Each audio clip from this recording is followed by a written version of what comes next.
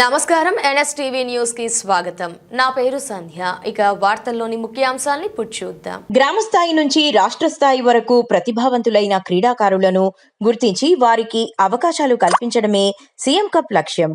క్రీడా జ్యోతి ర్యాలీ యువతలో ఆరోగ్య అవగాహన, క్రీడలపై ఆసక్తి, ఐక్యతా భావాన్ని పెంపొందించే ప్రతీకగా నిలుస్తోంది.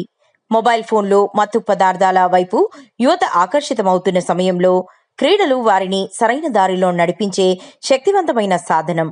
క్రీడలు శారీరక దృఢత్వంతో పాటు మానసిక బలం, క్రమశిక్షణ, సాహసం, నాయకత్వ లక్షణాలను అభివృద్ధి చేస్తాయి. క్రీడారంగం బలోపేతానికి ప్రజాప్రభుత్వం ప్రత్యేక దృష్టి సారిస్తూ ముందుకు సాగుతోంది. గ్రామీణ ప్రాంతాల క్రీడాకారుల ప్రతిభను వెలికి తీయడానికి సీఎం కప్ క్రీడా పోటీలు దోహదపడుతున్నాయి.